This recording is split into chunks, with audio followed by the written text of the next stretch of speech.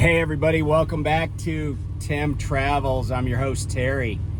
So it's what's today? August 29th. August 29th. 2 days left in August. I'm here in Columbus, or probably more accurately, I think this is Obetz or maybe Lock. I forgot. Wait. Lockbourne. I delivered here. Yeah, I got to pick up a load in the morning. So I'm here at the Loves on Alum Creek Road. I don't know why, but there's a truck parked in front of me, an Amazon trailer with its flashers on. People have been doing that all day. Like, I think they just come and wait in front of the trucks that are parked and just, you know, hope that in an hour or two somebody will pull out of a truck parking spot. I will say that this place used to have more like truck trailer parking, and it seems like they've converted a lot of it to bobtail. So there's more room, but less truck parking, not less bobtail parking. So today, you know, I had this little theme going with the moon landings, the past couple of videos, but somebody, you know, a lot of people commented. I responded to a lot of comments, and one of the things I said in one of the comments is, I said, hey, I'm going to tell you about a government conspiracy that took decades, even though it was kind of an open secret inside certain federal government agencies. It took like 40 years for it to get exposed. But let me tell you about this guy that died back on May 18th in Rockland, California. His name was Peter Buxton, and here's a picture of Mr. Buxton.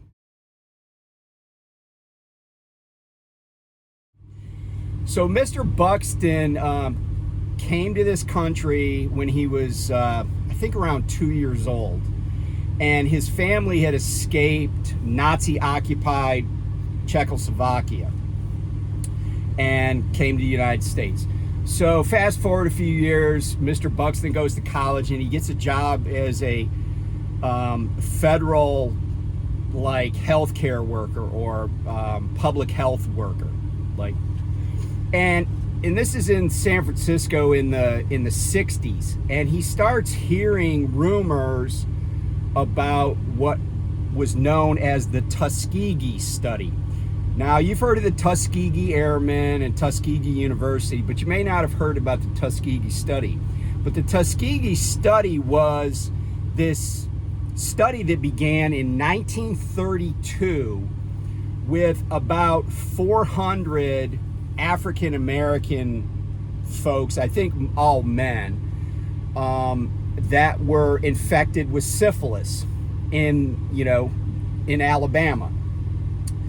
And the idea of this study was to observe the effects of syphilis over time on the human body. But by the 1940s, we had antibiotics that could cure syphilis, that could destroy syphilis in the human body. But the government, as part of this study, decided to not provide those antibiotics, to withhold that. And likely they withheld information from these people that would have, you know, like no one said, hey, just FYI, we'd like you to continue to have syphilis, but there is a drug that could cure it and you wouldn't have all these symptoms. And syphilis symptoms can be very extreme, certainly can render you sterile. For instance, George Armstrong Custer got syphilis before there was antibiotics while he was a cadet at West Point, and he never fathered any children. A.P. Hill, the Confederate general, 3rd Corps commander at Gettysburg, he had syphilis, and he would routinely have, you know, spells of sickness, etc., including during the Battle of Gettysburg, where he was mostly absent. So untreated syphilis was not it's not a good thing. Like any disease, you want to treat it. But this study continued for decades beyond. Okay, the guy next to me pulled out, so this Amazon dude is going to try to back in here. Keep your fingers crossed. So the study continued for years and years. So fast forward to like the late 60s, and it's kind of just an open secret in the U.S. Public Health Service and other agencies that these men have gone untreated for this treatable disease for years, just so government doctors and clinicians could see what it does to their bodies. So Buxton goes to his superiors when he finds out about this, and he basically analogizes it as not different than Nazi medical experiments that were conducted on unsuspecting and Jews who had not consented to this, right? And just as an aside, this was not unheard of in the African American community. There was a woman named Henrietta Lacks who had tissue taken from her body that, without her knowledge, was used to test all sorts of stuff. And Johns Hopkins University or Johns Hopkins hospitals had settled with her family. She died of ovarian cancer. But and that's part of the reason that there's hesitancy oftentimes in the African American community to avail people of medicines like vaccines. Okay, so anyway, Buxton exposes this in that he goes to his superiors, and he's basically told, hey, you better shut up or you're gonna get fired. Because he's like, this is immoral, it's unethical, etc. And there are, by this time, medical ethics policies, etc.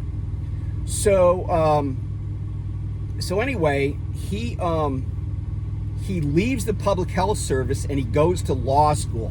While he's in law school, he meets or becomes acquainted with a reporter for the Associated Press, and her name was Edith Lederer. And he tells her about this, and she in turn tells this woman reporter for the AP, whose name is Jean Heller, about this. And Jean Heller writes a story that exposes this 30-year experiment, because by the time Heller writes this article, it's 1972. She exposes the Tuskegee Project. There's outrage, Congress holds hearings, there's all sorts of hell to pay. And there were settlements. Federal government settled with victims and their families. And President Clinton, there were official apologies issued. President Clinton called the whole program shameful. But that was an example of a conspiracy that was kind of open knowledge. But one person comes along and says, hey, wait a minute, I got a problem with this. And they did something about it. They went to, and this is the importance of a free press too, because here's a guy who couldn't get, without losing his job, he couldn't expose this. So he goes to a reporter. They investigate and discover the truth. The truth comes out. So a flatbed guy backed in next to me, and the Amazon guy's just now going back around him. But he was in a position where he could have parked. I guess he didn't think he could back up from, because he had everybody blocked. He could have backed in here. I guess it was too much of a, this was too hard for him. So anyway, I just wanted to share that and give a shout out and honor the life of Peter Buxton, who did the right thing and maybe paid a price for it. But he's a hero to medical ethicists and to a lot of people for his courage. And, and that's why I say when something's wrong, when something's being done wrong, eventually somebody's going to come along that recognizes that and does something about it. So anyway, that's that. So I had a question about driver-facing cameras. And I thought it was an interesting question because somebody said, hey, what if you're doing something, and I'm kind of paraphrasing here, but what if you're doing something and you get in an accident, but the accident is not your fault, but then the other party's lawyer still wants to review all your footage of, you know, your driver-facing camera and look at it and see if you have a habit of doing things wrong and try to use that against you, or to, you know, say that you are partially at fault in the accident. So I thought that was an interesting question because, you know, I've said this to clients certainly, and I've said it on this channel. If there's an electronic record of something, whether it's a text or a voicemail or camera footage, you know, a lawyer can get that in court. And I even made that comment. Now that the trailer next to me is gone, the sun is beating on me. I might have to start up my truck here. Let me make a little adjustment here.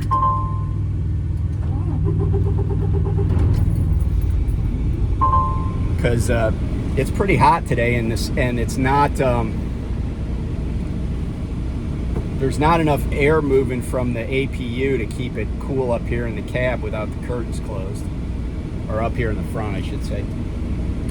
So, you know, let's talk about what it is that camera footage can be used for. So there is under the federal rules of evidence, and most states kind of, their state rules of evidence mirror or track the federal rules of evidence pretty closely. But there are provisions in the federal rules of evidence for establishing what is called habit evidence, right? Or habits of a person. But here's, you know, so let's say that you were somebody that was always talking on your phone, and it's captured in you know, your hours of conversation, and the fact that you're on your phone constantly is captured by your driver-facing camera. But when at the time there's an accident, you're doing everything you're supposed to, you haven't done anything wrong, you don't get a ticket, and you know, the police don't think you're at fault, but there's a lawsuit and the opposing counsel subpoenas your driver-facing camera footage. Is that a situation where you could have some liability? And here's how I kind of answered this in a comment, but you know, I could go into a little more depth here. So it is possible in a situation where there's an accident for somebody to be not liable for the accident yet still be cited. You say, well, how could that happen? I'll give you a perfect example. I knew a guy in the Navy who was driving home one night late at night. He goes through an intersection. A guy who's drunk blows through the stop sign and hits this guy I knew. Unfortunately, the guy I knew had also been drinking that night, but he was not disobeying any laws, except when the cops showed up to the accident scene, he also got a DUI because he was driving and he was drunk or under the influence. And so it's important, though, to distinguish behavior that's not related to the accident when it comes to liability. So in the scenario I gave you, the proximate cause of the accident was not that my colleague was driving under the influence, because he did nothing wrong, except while he drove under the influence. The proximate cause of the accident, the actual cause of the accident too, was that this other guy was drunk and failed to obey a traffic control device. So let's say that you're talking on your phone and, you know, you're just minding your own business, You go through an intersection with a green light and somebody plows into the side of your trailer when they clearly had a red light that they were supposed to obey.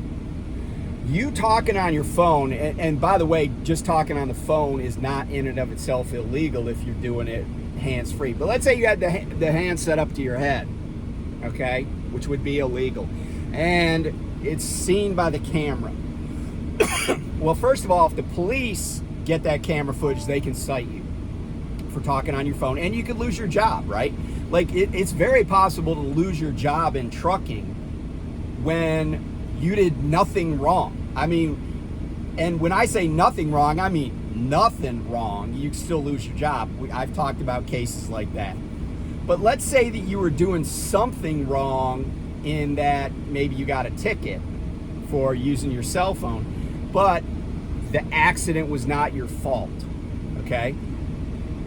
That camera is not hurting you in that regard, because at the end of the day, a jury or trier of fact is going to say, okay, who had a duty to yield the right of way? Okay. And by the way, like, liability is formed by, there are a few elements, right? Somebody had a duty, they failed to act on that duty. What happened, they were the cause of, okay? And their behavior, and I'm kind of missing a step here. Let me see. Duty, causation. See, I would fail this I'd fail this question on a torts exam now. They have a duty. Now I'm embarrassed, right? They have a duty to act. They fail to act. So duty failure. They have their accident. Oh, I know. Their accident is the causation, and there are damages, right? Those are the four elements for establishing liability. Because you could bump into somebody, and if there's no damage, right, then usually they can't collect anything, or they can collect $1, nominal, what they call nominal damages. Okay, so does the camera hurt you? Well, in this regard, I mean, people have other opinions about the cameras, but my answer is probably not. Because what are they going to do? They're going to get this footage and they're going to see you, 3 weeks beforehand doing something wrong. Okay, every driver drives distracted. I don't care who you are, what you do. If you look at GPS, that's a distraction. Reading road signs is a distraction. It's a distraction that we're supposed to be involved in, but it's still a distraction. Billboards, distractions. People walking down the street that we pay attention to them, distraction. Everything's a distraction. Okay, looking down at your speedometer. Thinking, like being lost in thought while you're driving. How many times have you been thinking about something and you just totally drive right by an intersection that you wanted to turn at? It happens. The mind works that way. So if you're constantly on your phone like this and it comes out at trial, you're probably going to get fired over it, but it's not going to cause you liability.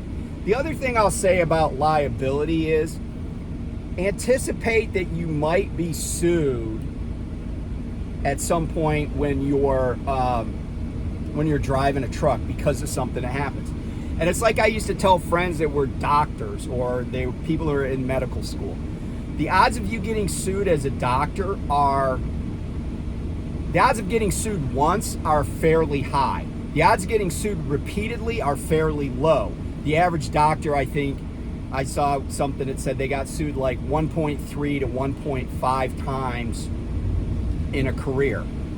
But what I would tell my friends is, you don't have to worry. You're going to get sued probably at some point, but you don't have to worry about the outcome as long as you always adhere to the standards of your profession. And that's true in trucking too.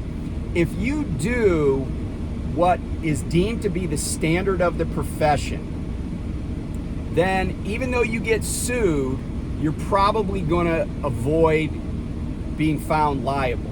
But the other thing I would suggest is, if you can, put yourself in a position where even if a judgment is entered against you, you don't lose a lot, okay? So for example, if you're married and you own a house, make sure that the house is titled as what is called tenants by the entireties, meaning, and that's only available for spouses. But let's say you own a house with a girlfriend, a boyfriend, a friend. And I did that. By the first house I bought with a classmate of mine from high school. He and I went in together. We owned that house as joint tenants with the right of survivorship. But you want to make sure, now a joint tenancy can be severed. But if you're married, you want to own as tenants by the entireties, because assets that are owned jointly cannot be liened or liquidated to satisfy a judgment against one of the parties. That's why you never want to consolidate school loans, like college loans, with your spouse, because consolidating them basically means that together you own all of the loans.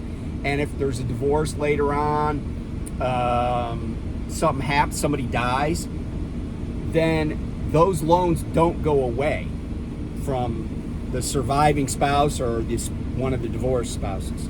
You want to make sure that you own stuff as jointly, including bank accounts, or you want to make sure stuff is in trusts. So anyway, and you know, there are other things like, you know, O.J. Simpson moved to Florida because the Florida Homestead Act protects people against, you know, satisfying judgments by forcing the sale of their home. There are other laws, but the easiest way is to just own stuff jointly. And it doesn't even have to be a spouse. Like if you have a bank account with a bunch of money in it and you're worried that something could happen where somebody could sweep that account, let's say, all you got to do is put another person on it. You can put one of your kids on it. I have a savings account that has one of my kids on it, you know. And that way, by the way, that's a great way to avoid probate too, is if you die and there's money in an account and you want to leave it to somebody, you don't have to go it's basically outside the courts, outside all the rules on gifting and everything, because it's jointly held. It's joint money. So anyway, I hope that clears up a few things. I mean, I know it's not going to make you happy about having a dash or a driver-facing camera if you don't like them anyway. But I do think that there's less to worry about than you may think. As long as you're doing the right thing when something bad happens. Now, if you were like, you know, if somebody did a right turn on red into your lane and you smash into them because you were like getting a Diet Coke out of the fridge while you're driving. I mean, I don't know who does that, but just saying. Then you might have a problem. So anyway, be safe out there, and I will talk to you soon. Bye.